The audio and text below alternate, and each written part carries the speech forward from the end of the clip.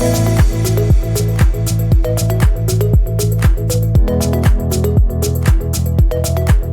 right, welcome to Real Estate Investor Talk, the show where we go beyond the headlines to bring you insights from the leaders shaping South Africa's property market. I'm your host, Neale Petersen, and today I'm joined by Paul Roux de Kock. He's Chief Analytics Officer at Lightstone, a leading provider of data, analytics, and insights across the property and automotive sectors. We'll be unpacking the 2025 house price outlook, looking at projected growth, market sentiment, and the key trends investors should be watching. Paul, welcome to the show. It's great to have you with us. To kick things off, could you just share a little bit about your background and the work Lightstone does in the property space? Yeah, Neale. So Lightstone is about 15 years old, or just over that, and we started by providing spatial analytics and automated valuations to the property industry. And over the years, expanded out from that. We've now invested in a couple of businesses in the automotive industry and provide values and systems in that industry. I joined the company about 12 years ago as the head of analytics. We've now expanded the analytics team and into more artificial intelligence and machine learning, which is a true passion of mine. No, wonderful. So hopefully we can share a little bit more about that a bit later.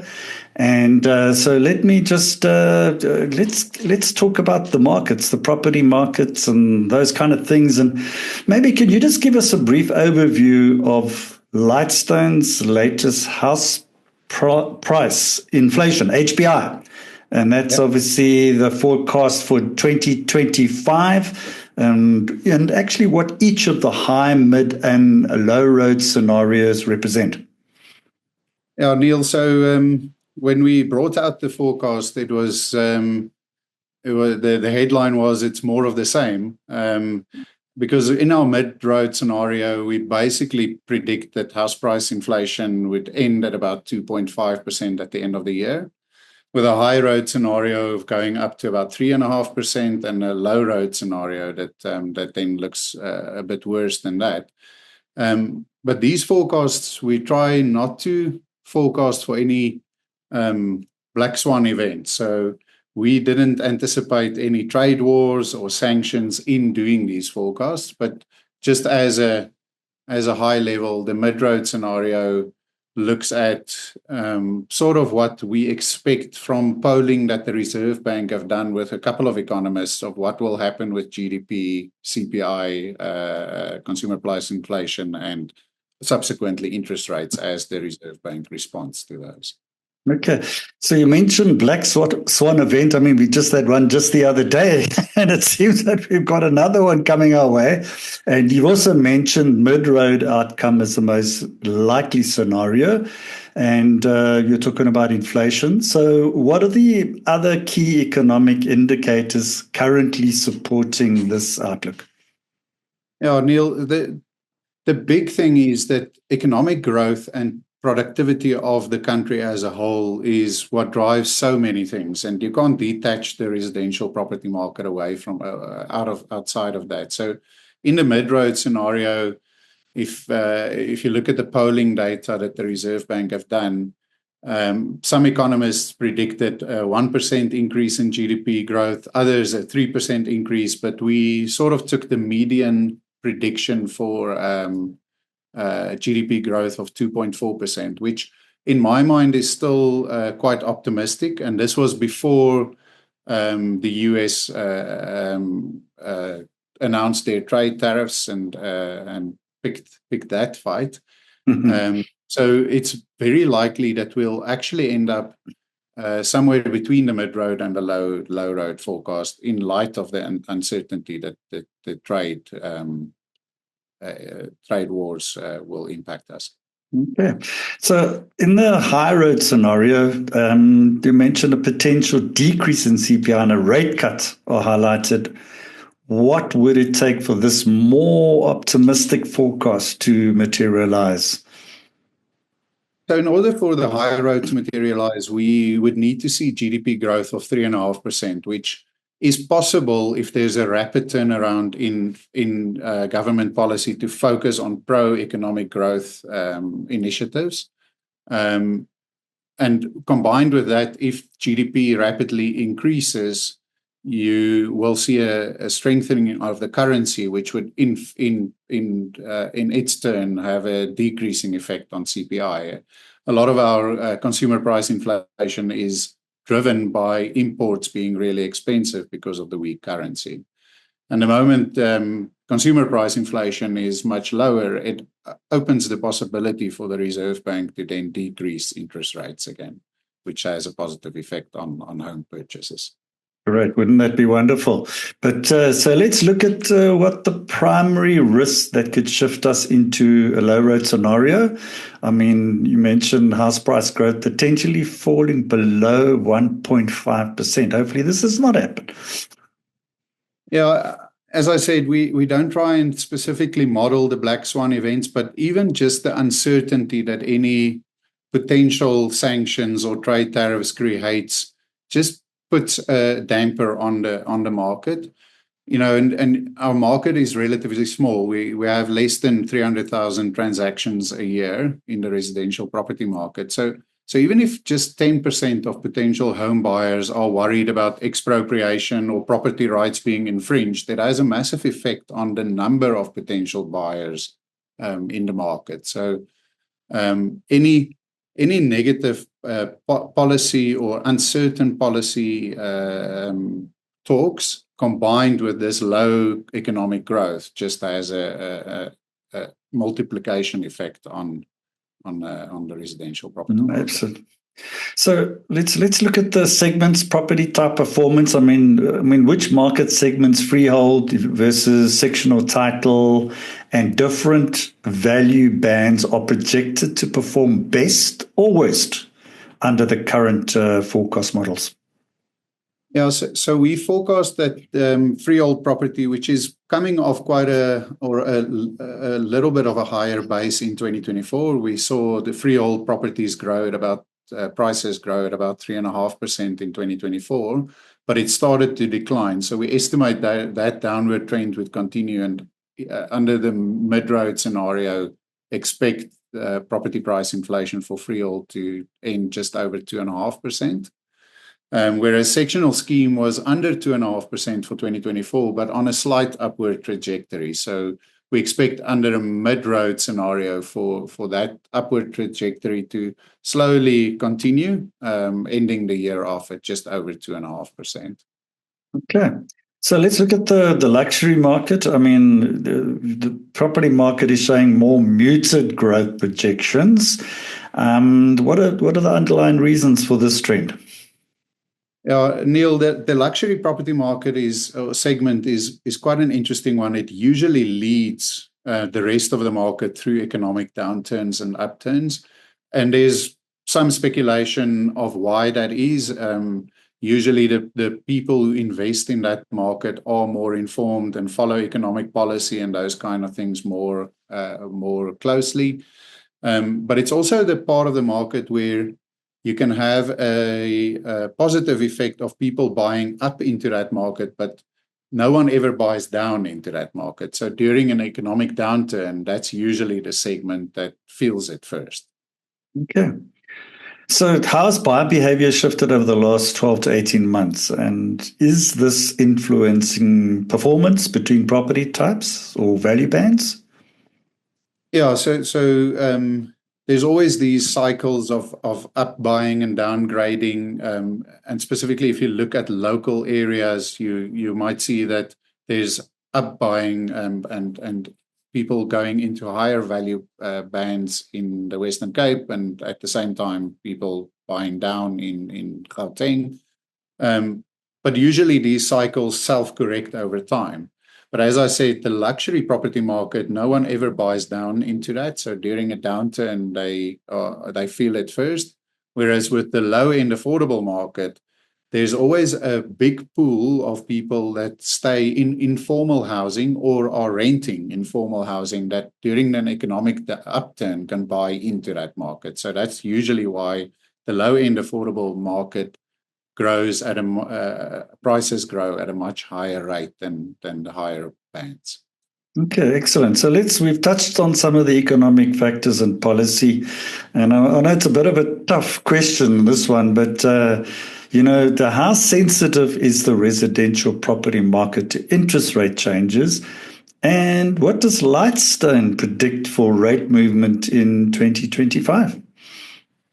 Yeah, Neale, we've had a great example of how interest rates can boost residential property market activity just post-COVID. So as we came out of COVID, the Reserve Bank dropped interest rates quite rapidly.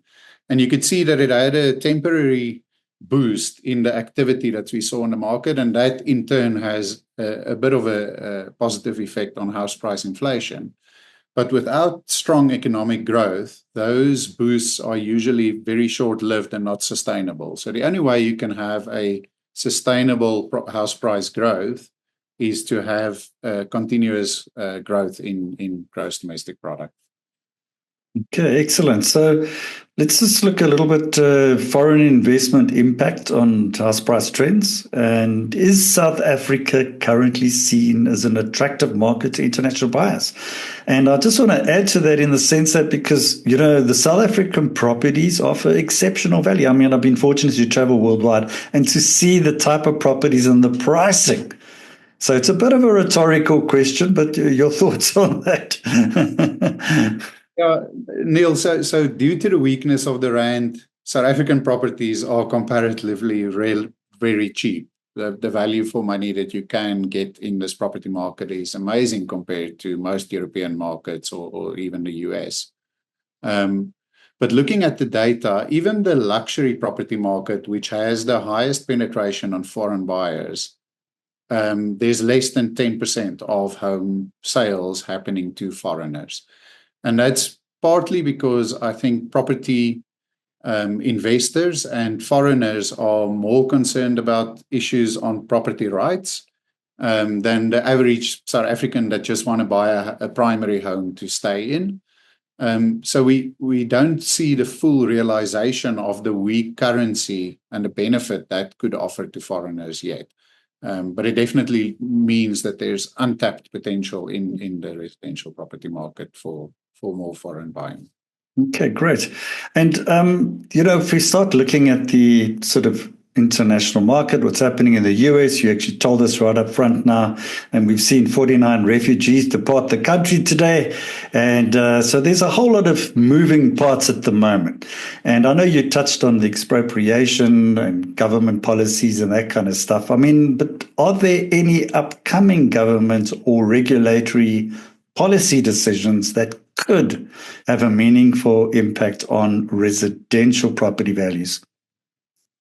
Yeah, I'm not aware of any other government regulation, but just on the expropriation bill, and as painful as this tension with the US is around the expropriation bill, in the short term, I think in the well, it's now an act. So the bill, it was initially a bill, and now it's been put into law. Now it's an act. I think what the positive benefit, if you look at it opportunistically or more positively, is that it will force a conversation to clear up any uncertainty around property rights. And I think any clarification would have a positive effect for specifically property investors and foreigners to buy into the market. So it might be short-term pain for longer-term gain. Absolutely. So let's just look at future trends, projections, looking beyond 2025. Do you foresee any long-term trends or disruptions that could reshape the residential property market in South Africa? Also another tough question. I thought a bit about this, and I think technological advances like satellite internet combined with solar energy generation will obviously have the effect that more knowledge workers can work way more remotely. So we might see knowledge workers really take advantage of the vast nature and expansive land that we have.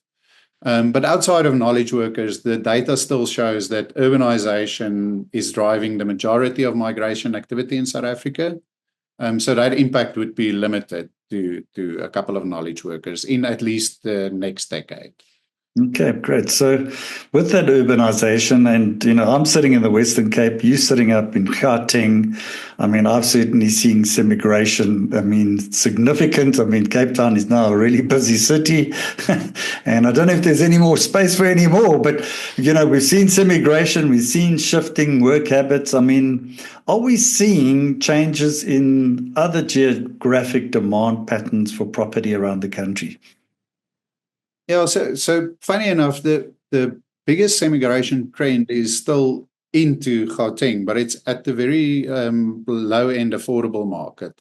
And I think that would continue, that place, metropolitan areas with large manufacturing and industrial areas would continue to see immigration and urbanization increase.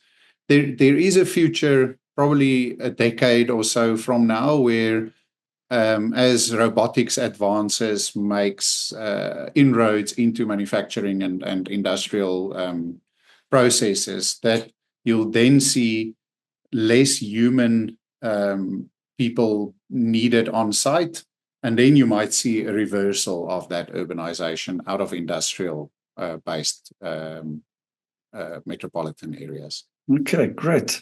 So, touching on that tech, I mean, which you've just touched on now, I mean, do you expect any new tech or even existing tech or data innovations to significantly influence the way property is valued, bought, even sold in the coming years? Because we've seen a lot since COVID has come about, haven't we? But do you see any new innovations or current innovations that could grow? Yeah, we've been on a really exciting journey over the last couple of years. 5 years ago, there's many data sources that we had access to but couldn't really use in our automated valuation model. We've built an artificially intelligent valuation model that now taps into data sources that was not that useful in the past, like satellite imagery. We use computer vision combined with our traditional deeds data to really value properties way more effectively.